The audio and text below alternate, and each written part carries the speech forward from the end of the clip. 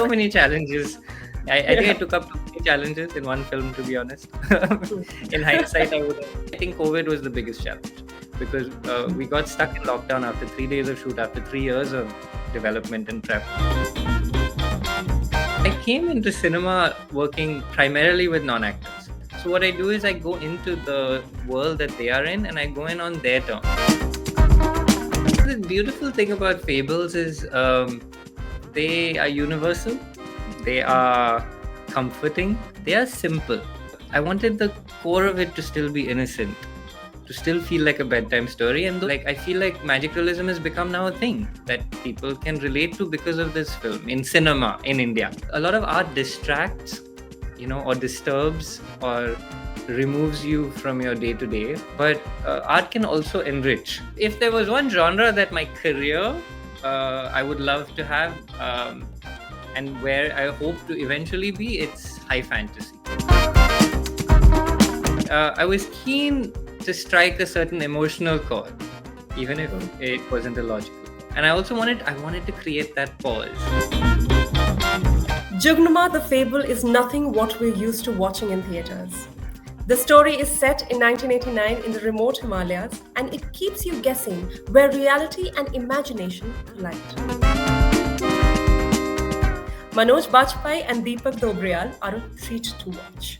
It's a film that lingers long after the credits roll, inviting viewers to interpret its layers for themselves.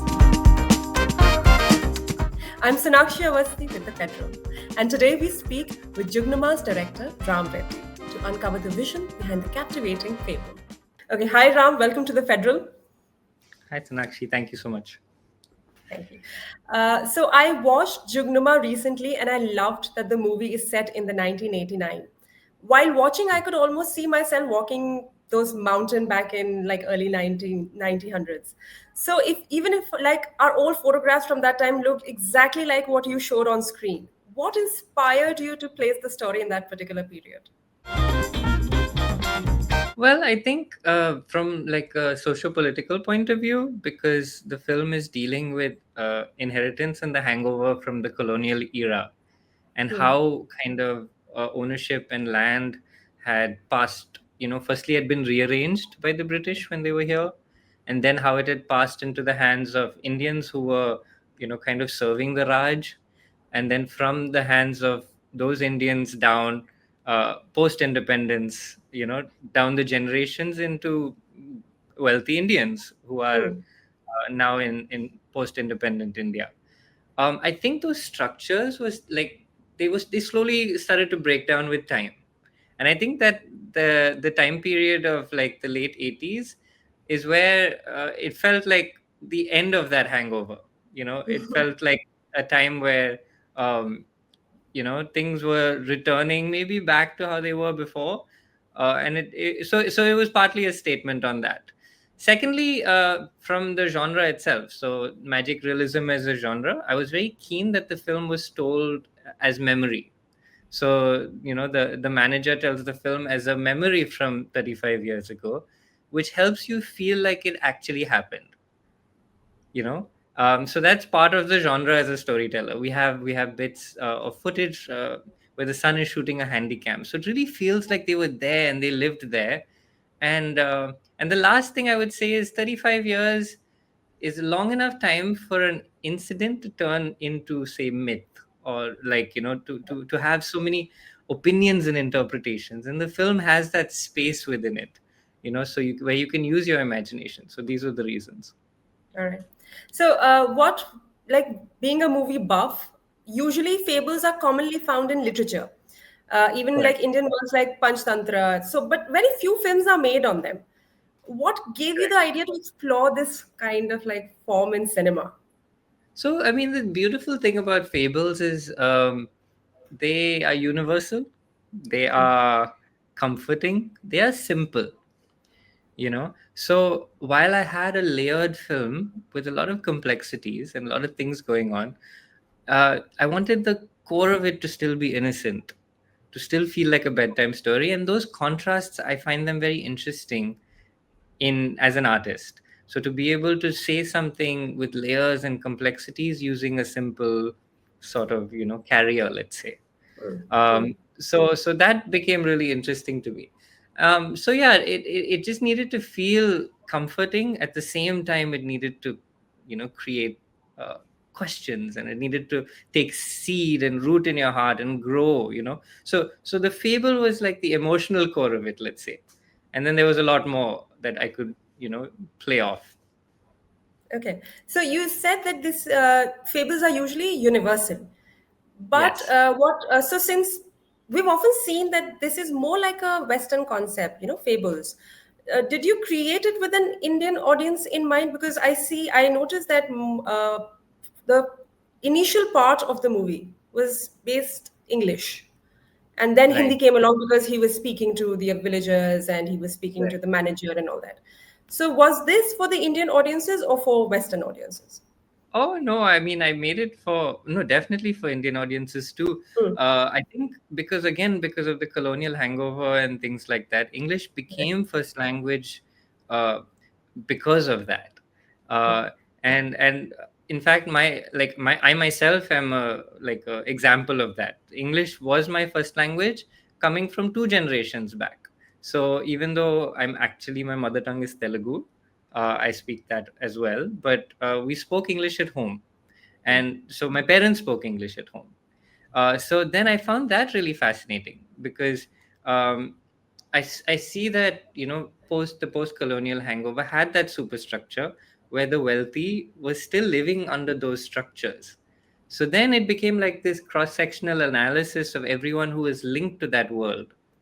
So we have the family at the core of it. They speak English amongst themselves.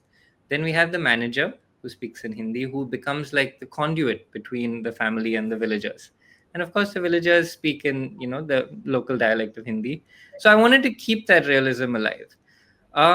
And yeah, we don't get to see that side of India. India has many things, right? It's so many things. And in my first film, I went into a village and kept that authenticity alive. Here I went into this world and tried to keep that authenticity alive. So yeah, we have dubbed the film as well into Hindi for audiences where the family portions are challenging. So there is a Hindi version of it where it's all Hindi. So it's more straightforward in terms of Hmm. the Bollywood structure. But the original version had a combination. But if you actually look at percentages, it's 72% Hindi and 28% English. It just feels maybe a little bit more English because the main characters are speaking it. It starts off like that. I think that's Because why it feels, more of the yeah. family in the beginning, and Ah, then it becomes like more Hindi. right. Okay, so I have to talk about this one scene in the movie because it was very captivating. There was this one scene where women of the village get really angry over a mishappening at one of their houses. Right. And I instantly thought to myself, how did they pull this off? Because it looks so real. The performances from the local residents were so natural and compelling. So, Right. how did you get such brilliant acting out of them? Well, I think so. I came into cinema working primarily with non-actors. So that was my entire training has been with non-actors.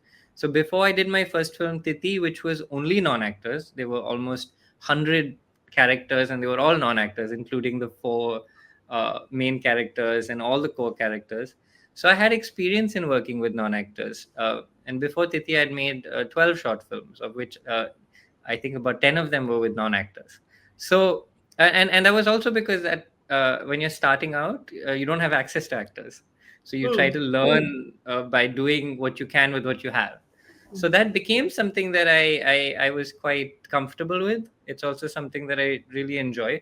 So what I do is I go into the world that they are in, and I go in on their terms, and I get to know them, and I get to understand their culture, not from an outsider trying to do it, but it comes from them.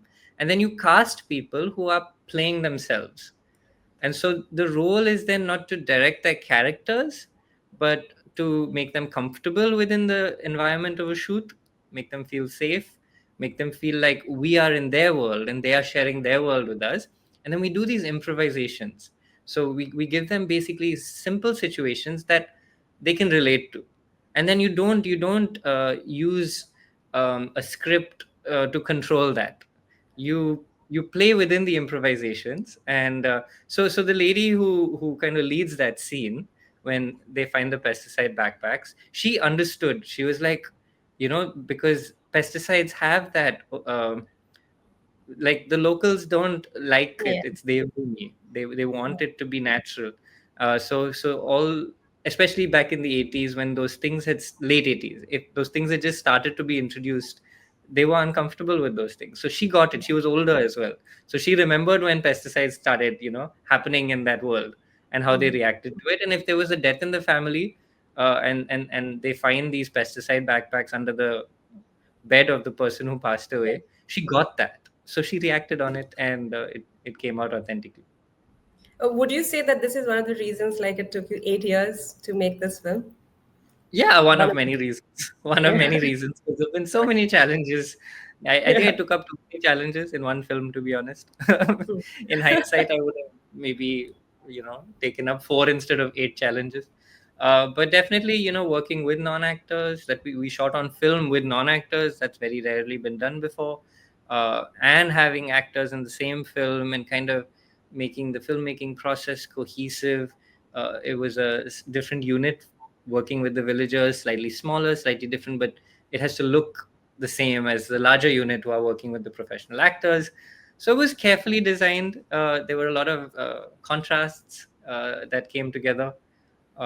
So yeah, and I fought for the film to be exactly the way I wanted it. I wanted that honesty, and when you're working within the structures of the industry, fighting for that honesty sometimes takes time, and certain structures break down, and you have to rebuild them and rebuild them. So there's so much rebuilding that you have to keep doing.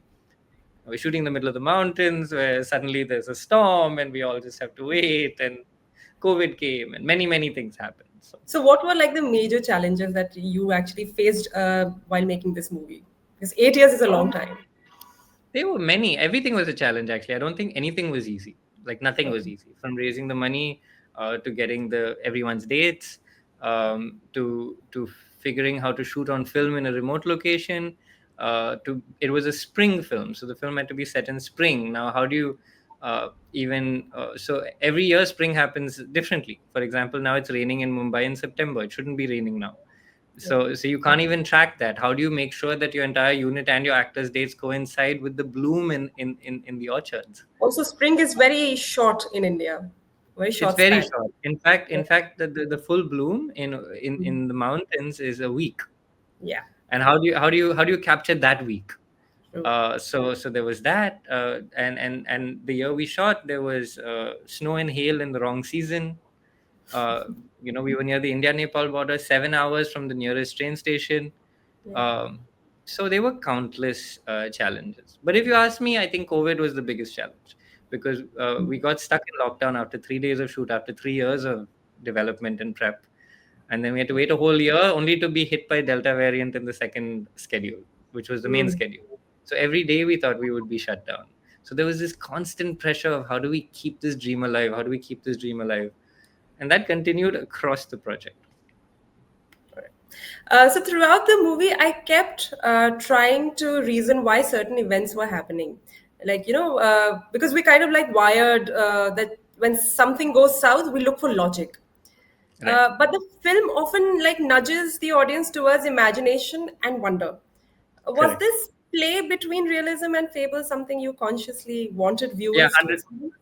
100% conscious, 100% carefully designed. Uh, Also, I knew that it's brave. I knew that, the ones who let go with imagination will have a heightened sense of wonder.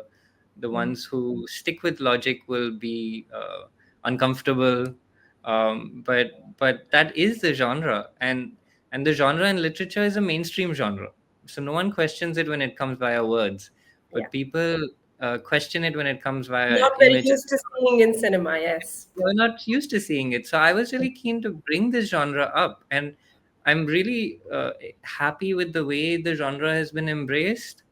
Like people, like I feel like magic realism has become now a thing that people can relate to because of this film in cinema in India. Like at least right now, the buzz is really pretty with that experiment. That bravery is being really accepted. Yeah. So I'm really happy about that, because that was one of the key missions, let's say. All right. Okay, so in your movie, there are nomads who Right. are portrayed somewhat spiritual and then they are made scapegoats. Correct. What inspired you to incorporate them into the narrative? I mean, what role do they play in conveying the film's theme? This So had me confused as well. yeah, as in that was also they were a really important group. Firstly, from the point of view of ownership and the relationship to that land. So everyone, so the family, the manager, and the workers all live and rely off the land within a predetermined structure, which anyway is just a human construct. Right. But the truth is that we're all just born into this earth, and we have our needs and our stuff. So the nomads, they had nothing to do with that ecosystem. They were just passing through, right? So I found it really important to have a group of people as per design in terms of like evolutionary design, people who are sleeping under the stars, who are in tune with nature, which is where their spirituality comes from. They are in tune with nature, they are passive to nature, they're not trying to control nature. Right. So that's the role they played, to create a contrast with everyone else who has these human constructs. And of course that innocence becomes the scapegoat, because we live within those human constructs, Yeah. so immediately that way of life. And that's why the girl is so drawn to it also. Mm. She's gone to Mm. the boarding school and come back, so she's drawn to that way of life, she's drawn to that freedom. And even if there's an attraction between her and the monk takes it to a higher place, not to the physical but to Yes. the internal. And so these were the concepts with which they were a part of the narrative. And of course it makes you think. Okay, so you spoke about ownership and the struggle behind that. Your movie does wrestle with land ownership and power struggle and inheritance. What message or critique about the society or human nature also were you hoping that you can convey through this movie? um I mean, I've kind of like touched upon it with what I'm kind of feeling right now, say with the nomads, for example, right? They see, what would have been their motive? They had no motive, yet they were scapegoats. They have Yeah. no reason to do it, but they are not understood. So people, they're so different, and they're Yes. not understood, so they are the ones who become the scapegoats. So honestly, we can't own anything. Mm. We think we own things, and we think that because we have money we have power and things like that, but really we're born into this world, not on our own choice. Our parents decided to bring us here, so we're here. So now Yeah. we're here. It's nice to reflect on what is that phenomenon, why are we here, what is our duty to nature, let's say, now that we are here, and what is our true inner nature as well. Is it something that is at odds with everything around? Okay. So, what's a film you return to for inspiration, and why does it matter to you at this stage of your career? Oh boy. Actually, there's a TV show. Actually, it's a TV show creator who I return to a lot. His name is David Simon, and the TV show is called The Wire.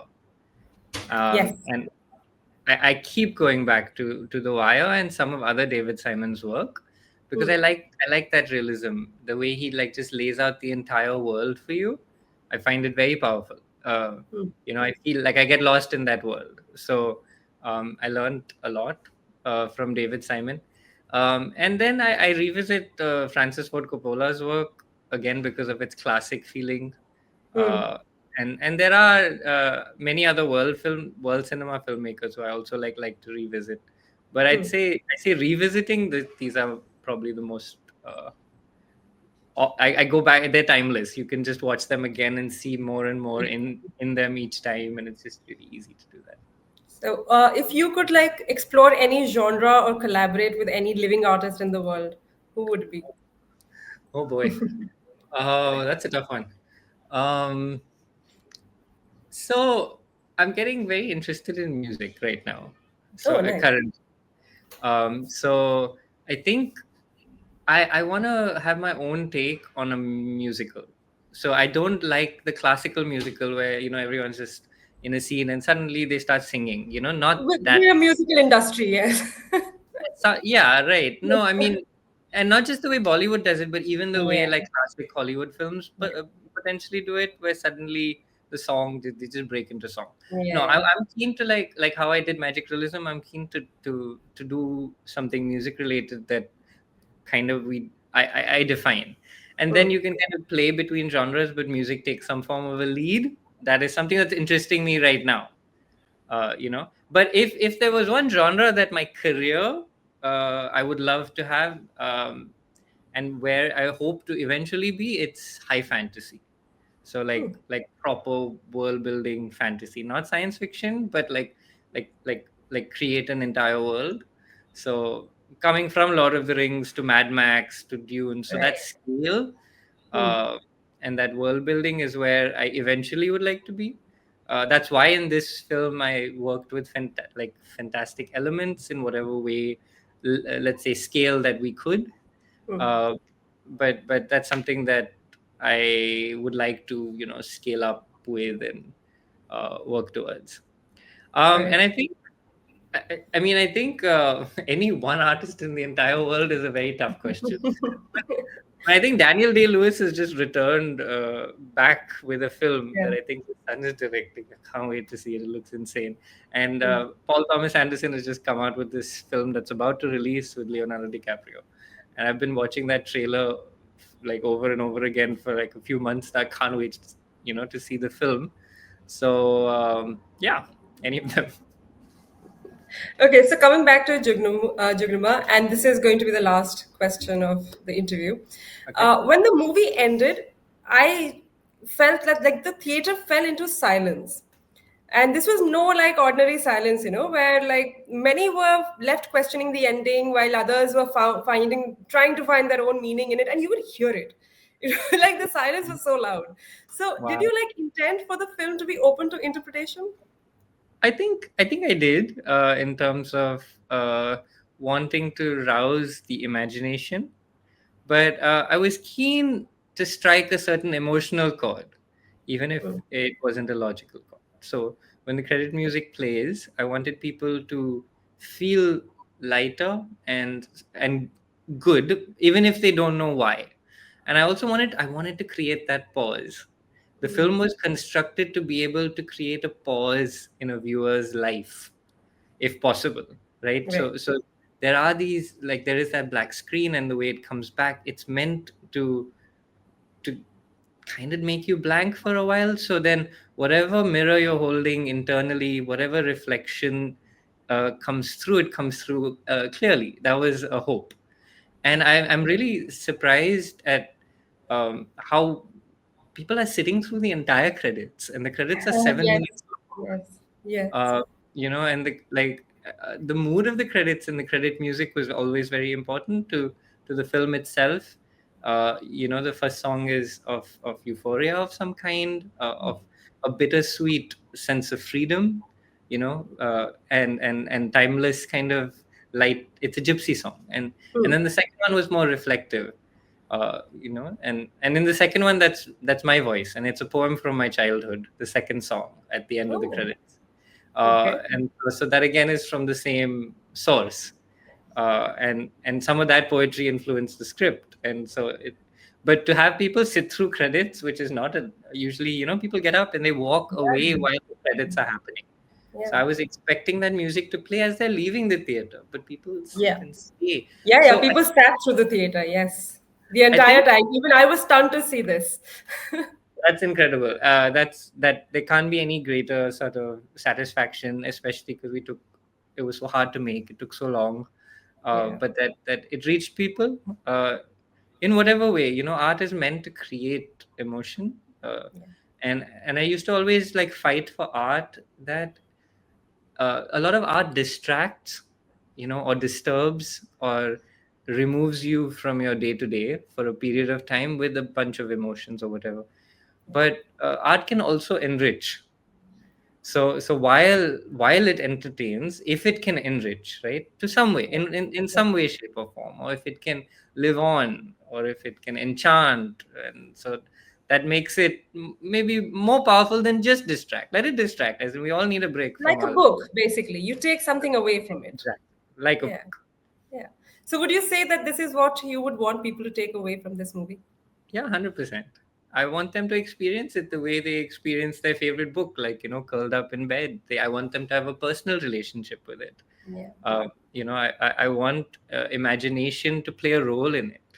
And, hopefully, the way people have responded, I'm very surprised and very happy. All right. It was lovely, lovely speaking to you, Ram. Thank you Yeah. so much for joining us and speaking Thank you. to the federal. Thank Thank you. you. Thank you, sir. Bye. Bye.